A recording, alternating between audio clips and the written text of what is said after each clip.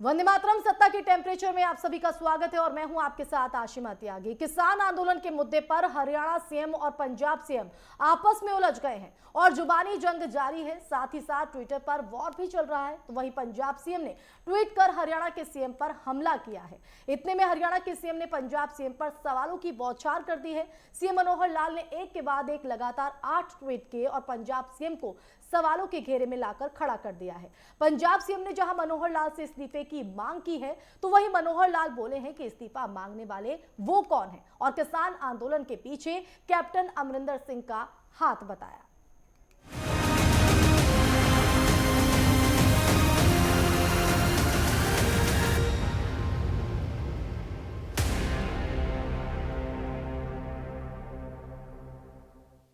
वहीं दिल्ली की सीमाओं पर कई महीनों से चल रहे किसान आंदोलन को लेकर एक बार फिर से हरियाणा और पंजाब सरकार आमने सामने आ गई है। हरियाणा के मुख्यमंत्री मनोहर लाल ने पंजाब सीएम कैप्टन अमरिंदर सिंह पर किसानों को कृषि कानूनों के खिलाफ उकसाने का आरोप लगाया है। साथ ही उन्होंने ये भी दावा किया है कि सिंघू और टीकरी बॉर्डर पर आंदोलन कर रहे किसान हरियाणा के नहीं बल्कि पंजाब से है। तो बता दें कि किसानों पर लाठीचार्ज के बाद अमरिंदर ने मनोहर लाल से इस्तीफे की मांग की है। तो वहीं इसी के जवाब में से मनोहर लाल ने कहा है कि कैप्टन कौन होते हैं मुझसे इस्तीफा मांगने वाले। वहीं कैप्टन ने मनोहर लाल के इस दावे को भी खारिज कर दिया कि पंजाब के किसानों की तरफ से हरियाणा की शांति में गड़बड़ी पैदा की जा रही है। इसी कारण हरियाणा पुलिस ने बल प्रयोग किया और अब तमाम तरह के सवाल यहां पर ये खड़े हो गए हैं कि क्या किसानों के मुद्दे पर इस तरह से दो मुख्यमंत्रियों का आमना सामना होना, एक दूसरे पर चिटाक्षी करना और इस तरह से इस्तीफे की पेशकश होना क्या सही है या फिर इस मसले को बातचीत के जरिए भी सुलझाया जा सकता है। ऐसा पहली बार नहीं कि इस तरह से दो मुख्यमंत्री पंजाब के सीएम कैप्टन अमरिंदर सिंह और हरियाणा के सीएम मनोहर लाल आमने सामने आए हों इस मुद्दे को लेकर, क्योंकि लगातार यही बात जो है वो देखने को मिल रही है कि जिस तरह से दिल्ली की सीमाओं पर किसान डटे हुए हैं, आंदोलन यहां पर कर रहे हैं, उनका ये साफ तौर पर कहना है कि ये पंजाब के किसान हैं। तो वहीं कैप्टन अमरिंदर सिंह कहते हैं कि कहीं ना कहीं ये जो किसान हैं वो हरियाणा के हैं। तो वहीं से मनोहर लाल का कहना है कि सीधे तौर पर इसमें कैप्टन अमरिंदर का ही हाथ है। तो ये मुद्दा एक बार फिर से गरमाया हुआ है, क्योंकि हरियाणा से जिस तरह से तस्वीरें सामने आई हैं और करनाल से जिस तरह से तस्वीरें सामने आई हैं, उसकी जो तस्वीरें हैं वो काफी वायरल भी हो रही हैं। प्रशासन भी सवालों के घेरे में खड़ा हो रहा है और अब इसी मुद्दे पर पंजाब और हरियाणा के सीएम एक दूसरे के आमने सामने हैं और इसी पर चर्चा की शुरुआत कर लेते हैं। हमारे साथ दो खास मेहमान जुड़े हैं, राहुल लाल वरिष्ठ पत्रकार, तो वहीं राकेश कुमार वरिष्ठ पत्रकार हमारे साथ इस चर्चा में शामिल हो गए हैं। और राहुल जी, चर्चा की शुरुआत आपसे ही। जिस तरह से किसानों का मुद्दा एक बार फिर से गरमाया हुआ है और हरियाणा प्रदेश में कहीं ना कहीं जो राजनीति पारा है वो बढ़ता नजर आ रहा है, दो मुख्यमंत्री आमने सामने, किस तरह से देखते हैं आप इसको? देखिए, जो अभी घटना हरियाणा में जिस तरह से लाठीचार्ज की घटना हुई, लाठीचार्ज तो बहुत सारे जगहों पे आसिमा जी होते रहते हैं जी, लेकिन जिस तरह से वो वीडियो वायरल हुआ है कि एसडीएम आदेश दे रहे हैं कि सिर फोड़ दो, या जिस भाषा का वो प्रयोग कर रहे हैं, तो वो बड़ी ही एक आश्चर्यजनक स्थिति है कि इस तरह का भाषा का प्रयोग एक अधिकारी कैसे कर रहे हैं, वो भी किसानों के लिए। आप उनको रोक सकते हैं, उनको प्रदर्शन को रोकने के लिए तमाम उपाय हैं, लेकिन ये पहले से ही मंशा में एक तरह से सवाल खड़ा हो रहे हैं। और उस पूरे घटनाक्रम के बाद जिस तरह की सफाई एक तरह से हरियाणा सरकार की तरफ से आई, वो भी काफी गोलमोल करने वाला बात है। तो इस पूरे प्रकरण से कहीं ना कहीं हरियाणा सरकार जो है वो एक तरह से बैकफुट पे आ गई। तो अब एक तरह से उस बैकफुट पे अपने आप को फ्रंट फुट पे लाने के लिए ये वार एक तरह से शुरू किया गया, जिसमें कि लगातार अब खट्टर जो है कि वो सवाल पूछ रहे हैं, तमाम तरह की चीजें पूछ रहे हैं कि वही वहां पे प्रदर्शन में कहां से किसान पहुंचे। जबकि देखिए, हम लोग जान रहे हैं कि प्रदर्शन में पंजाब के किसान भी हैं, हरियाणा के किसान भी हैं और पश्चिमी यूपी के भी किसान हैं। ये सब लोग भाग ले रहे हैं। हरियाणा में हरियाणा के लोग भी काफी संख्या में हैं। तो ये इस आंदोलन की जमीनी वास्तविकता है, उसमें इस तरह के आरोप प्रत्यारोप करके केवल ये दिखाने का प्रयास चल रहा है परसेप्शन बिल्डिंग का कि किसानों का सबसे बड़ा हितैषी कौन है। उस परसेप्शन बिल्डिंग की लड़ाई है कि हम कहीं बैकफुट पे ना आ जाए, और उस कारण से ये वार शुरू हुई है। लेकिन देखिए, सबसे दुखद चीज आसिमा जी ये है कि हाल फिलहाल में जिस तरह से अभी हम लोगों ने देखा था कि असम और मिजोरम किस तरह से आमने सामने आ गए थे, वो दोनों राज्य सरकारें आमने सामने आ गई थी, गोली भी चल गई थी, लोग भी मर गए थे और ऐसी स्थितियां हो गई थी जैसे कि वो दो राज्य के बॉर्डर नहीं, दो देश की बॉर्डर हो।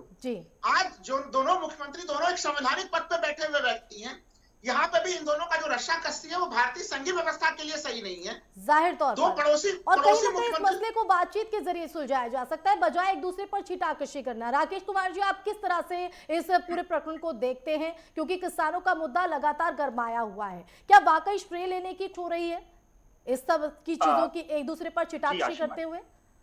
आशिमा जी, जिस तरीके से हरियाणा सरकार कह रही है कि ये पंजाब के किसान हैं और पंजाब की सरकार कह रही है ये हरियाणा के किसान हैं, तो मैं यहां से अपनी बात को शुरुआत करूंगा कि ये किसान भारत के किसान, बिल्कुल, और कोई भी प्रदेश सरकार हो, चाहे वो उत्तर प्रदेश सरकार हो, वो राजस्थान सरकार हो, वो हरियाणा सरकार हो या वो पंजाब सरकार हो, उन सभी सरकारों को कहीं ना कहीं संज्ञान लेना चाहिए था कि पिछले लगभग 1 वर्ष का समय होने आ रहा है और ये किसान बॉर्डरों पे बैठे हैं और सभी सरकारें एक दूसरे के पाले में बॉल को फेंकते हुए दिखाई दे रही हैं। लेकिन इस जो अभी तत्काल में एक प्रकरण हुआ कि जिस तरीके से किसान की एक फोटो वायरल हुई, वीडियो वायरल हुई, किस तरीके से उच्च अधिकारी के अधिकारी वहां मौजूद थे और किस तरीके से एक व्यवहार किया गया, तो वो व्यवहार जो है वो व्यवहार ठीक नहीं है,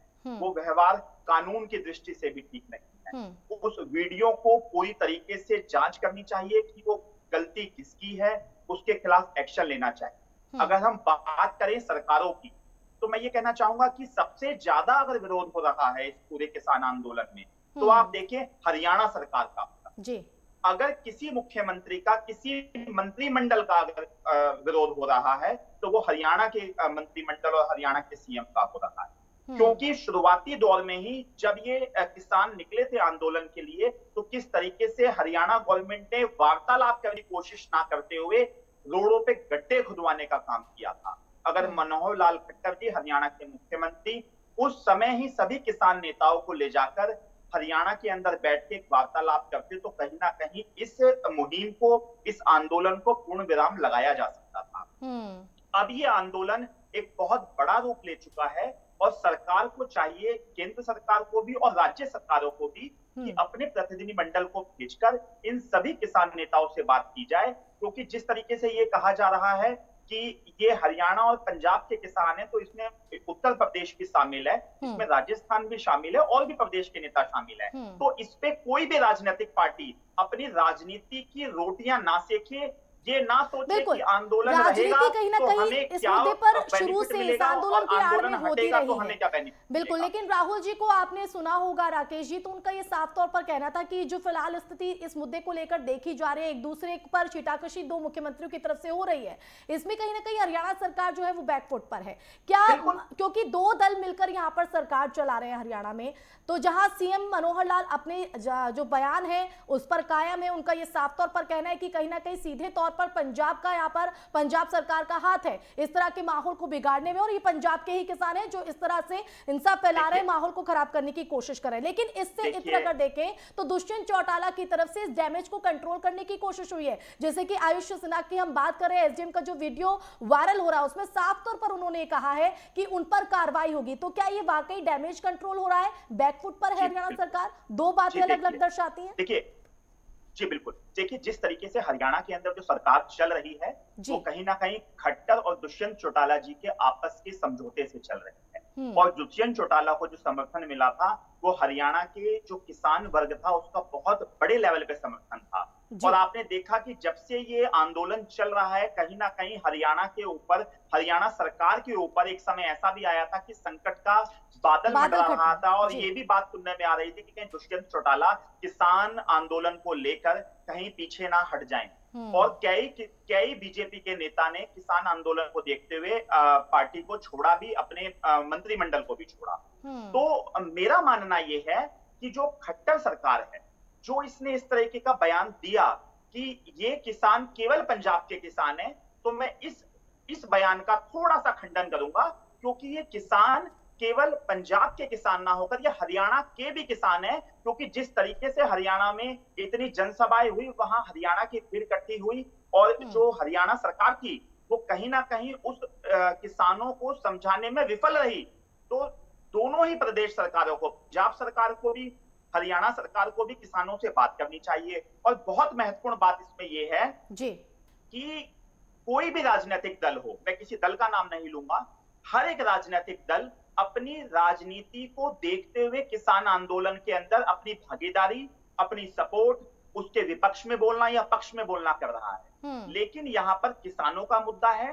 सभी पार्टीज को अपनी पार्टी की विचारधारा को, अपने पार्टी के एजेंडे को देखते हुए किसान नेताओं के साथ मिलकर दोबारा से बातचीत करनी चाहिए। ये बातचीत से समाधान निकलेगा। इस तरीके से जो एक विरोध हो रहा है, इससे समाधान नहीं निकलेगा। बिल्कुल। राहुल जी, आप कितना सहमत हैं राकेश जी की इस बात से? और साथ ही साथ जिस तरह से सीएम मनोहर लाल ये कह रहे हैं कि जो करनाल में हुआ किसान प्रदर्शन के दौरान, उसमें कहीं ना कहीं पंजाब सरकार का हाथ है, लेकिन अगर कैप्टन अमरिंदर सिंह की बात करें तो उन्होंने इसे झूठा बताया है। तो आपको क्या लगता है कि ये जो किसानों का प्रदर्शन अभी बीते दिनों देखने को मिला, इसमें कहीं ना कहीं उकसाना एक बड़ी वजह? देखिए, भारतीय संविधान के अनुच्छेद 19 में हमें केवल बोलने की आजादी ही नहीं है। अनुच्छेद 19(1) हमें बोलने की आजादी देता है, लेकिन अनुच्छेद 1C जो है वो शांतिपूर्ण धरना प्रदर्शन की भी वो मौलिक आजादी देता है भारत के नागरिकों को। हम लोग एक लोकतांत्रिक सरकार में है। अगर केंद्र सरकार यह वादा करती है किसानों को कि 2022 तक आपकी आय डबल हो जाएगी, और किसानों को लगता है कि हम ठगे हुए महसूस कर रहे हैं, तो उनको आंदोलन करने का पूर्ण अधिकार है। क्योंकि अब देखिए 2022 तो कहीं दूर तो है नहीं आसिमा जी, वो बस अगले ही साल आने वाला है 2022 जी। और खुद जो एक तरह से 2016-17 में जब इस महत्वाकांक्षी लक्ष्य को केंद्र सरकार में रखा गया था, तो प्रधानमंत्री के इच्छानुसार उसमें नीति आयोग ने जो है अशोक दलवाई की अध्यक्षता में कमेटी का गठन किया था। और उस कमेटी ने यह रिकमेंडेशन किया था कि अगर हमें 2022 तक किसानों के आय को डबल करना है, तो हमें एग्रीकल्चर ग्रोथ रेट 12% चाहिए हमें। लेकिन अगर हम लोग देखें कि जो हाल फिलहाल में अगर 2004 से लेके आप 2014 से 19 के बीच में भी देखते हैं या पहले भी देखते हैं, तो मुश्किल से हम लोग 3-3.5 या 4% का ग्रोथ रेट हम लोग महत्वाकांक्षी ग्रोथ रेट एग्रीकल्चर में पहुंच पाते हैं। तो 2.5-3% एवरेज 3.5 के आसपास ही हम लोग एग्रीकल्चर ग्रोथ रेट पे रह पाते हैं। तो स्पष्ट है कि जो सरकार की वो कमेटी थी आसिमा जी, वो कमेटी भी ये मान के चल रही है कि 2022 में तो अब वो लक्ष्य पूरे नहीं होने हैं जी। तो इसलिए नहीं कि इन किसानों के बातों को केंद्र सरकार को ध्यान से सुनना चाहिए, राज्य सरकारों को भी इनको संवेदनशीलता से लेना चाहिए। आपके यहाँ कोई अगर शांतिपूर्ण प्रदर्शन कर रहा है तो उसके ऊपर अनावश्यक बल प्रयोग की क्या स्थिति होती है? राकेश जी सही चीज कह रहे हैं कि किसान नेताओं से मिलकर बातचीत करनी चाहिए। और जो हरियाणा सरकार है उसने हमेशा किसानों के ऊपर बल प्रयोग किया है। अब वो तनाव में है कि लगातार बल प्रयोग और लगातार विवादों की स्थिति में आने के कारण एक उनका जो परसेप्शन बिल्डिंग हो रहा है, किसान विरोधी छवि बनती चली जा रही है। यही कारण है कि वो आज इस तरह का जो है कि वो आक्षेप कर रहे हैं। जैसे कि देखिए, उन्होंने एक आरोप लगाया कि हमारे यहाँ पे स्कीम है कि जो कोई चावल की खेती छोड़ देगा उसको 7,000 रुपया प्रति एकड़ हम इंसेंटिव देंगे। लेकिन जमीन पे देख लीजिए, मैंने कई किसानों से पूछा, जिन लोगों ने छोड़ा है किसी को इस प्रकार की योजनाओं का लाभ नहीं मिल पा रहा है। तो आप योजना कुछ भी घोषित कर दें, वो जब तक किसान को प्रैक्टिकली मिलेगा नहीं, तब तक उस लाभ का कोई मतलब नहीं है। तो ये चीजें यही है कि देखिए, हर कोई, जो राकेश जी ये सही कह रहे हैं कि देखिए हर पॉलिटिकल पार्टी जिस आंदोलन को अपने ढंग से देख रहा है, लेकिन किसानों की समस्या अपनी है कि वो तमाम काम करते हैं, तमाम मेहनत करते हैं, लेकिन उनको अपना लागत का कोई लाभ भी नहीं मिल पाता। उनको लाभ तो छोड़ दीजिए, लागत का बराबर भी वो एक तरह से अपना दाम नहीं वसूल कर पाते हैं। बिल्कुल। तो ये स्थिति है। इसलिए चाहे वो पंजाब की सरकार हो, चाहे हरियाणा की सरकार है या केंद्र की सरकार है, उसको गंभीरता से इस मुद्दे पे किसानों को एड्रेस करना चाहिए। 400 से ज्यादा किसान सीमाओं पे शहीद भी हो चुके हैं। बिल्कुल राकेश जी, राजनीति चमकाने की बात हो या किसान हितैषी बनने की बात हो, इसमें तो तमाम राजनीतिक दल आगे आते हैं, लेकिन जैसा कि राहुल जी भी कह रहे हैं कि बातचीत के जरिए ये मसला सुलझ सकता है। पूरी गंभीरता से जो है इस पूरे मसले पर नजर बनाए रखनी होगी, लेकिन उसके बावजूद भी जो परिणाम है, क्योंकि इतने महीने हो चुके हैं, उसके बावजूद भी जो है भी हल इस पूरे मसले पर निकलता नजर नहीं आ रहा। आए दिन इस तरह से अपनी नाराजगी को किसानों की तरफ से जो है जाहिर किया जा रहा है, चाहे वो प्रदर्शन की आड़ में। और अभी हाल ही में अगर बात करें तो करनाल में भी सचिवालय में घेराव करने की जो चेतावनी है वो किसान नेताओं की तरफ से दी गई है। तो क्या आपको लगता है कि किसान नेताओं की तरफ से भी सिर्फ आंदोलन की आड़ में और उस पर दबाव बनाने की आड़ में ज्यादा प्रदर्शन और इस तरह की हिंसक घटनाओं को अंजाम देने की पर ज्यादा जोर दिया जा रहा है बजाय इस समाधान के? जी बिल्कुल आशिमा जी, देखिए किसानों के पास क्या शक्तियां हैं, वो क्या कर सकते हैं जी, और सरकार के पास क्या शक्तियां हैं और सरकार क्या कर सकती है, हमें इसमें अंतर देखना पड़ेगा। सरकार के पास सारे अधिकार हैं, सारी शक्तियां हैं, कानून बनाने की शक्ति है, कानून को रद्द करने की शक्ति है, कानून को अस्थायी तौर पे रोकने की शक्ति है। जी। सरकार के पास पुलिस बल है, सरकार के पास एक एडमिनिस्ट्रेटिव पावर है, लेकिन किसान के पास क्या है?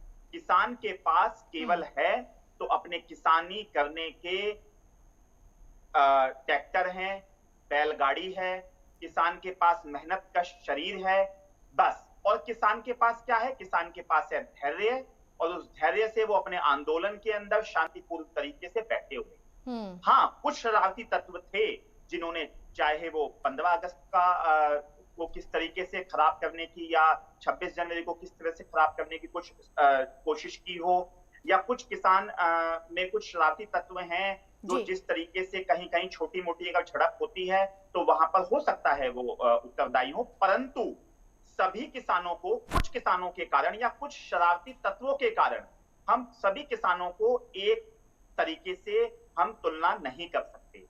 किसान के पास केवल धरना करने की ही क्षमता है और उनके पास शक्ति भी वही है, ना उनके पास एडमिनिस्ट्रेटिव पावर है, ना उनके पास कोई और विरोध करने का तरीका है, उनके पास केवल आंदोलन करने का तरीका है। और किसान के पास था तो उनके पास अपना मत था, जो वो मत हरियाणा सरकार हो, पंजाब सरकार हो या वो केंद्रीय सरकार हो, तीनों सरकारों को वो अपना मत देकर सरकारों के अंदर, राज्य सरकार और केंद्र सरकार में बिठा चुके। तो अब सरकार बड़ी है, सरकारों की जिम्मेदारी है, चाहे वो केंद्र सरकार हो या राज्य सरकार हो, कि वो किस तरीके से इसका समाधान ढूंढेगी, क्योंकि सरकारें बड़ी हैं, संविधान बड़ा है, कानून बड़ा है और किसान बहुत छोटे हैं। तो सरकार को चाहिए कि अगर किसानों की तो क्या राकेश जी यही वजह है कि इस तरह से तोड़फोड़, इस तरह से हिंसक घटनाएं, इस तरह से अपने गुस्से को जाहिर करना, ये एक दूसरे के अधिकार का हनन नहीं होता? देखिए किसानों की तरफ से।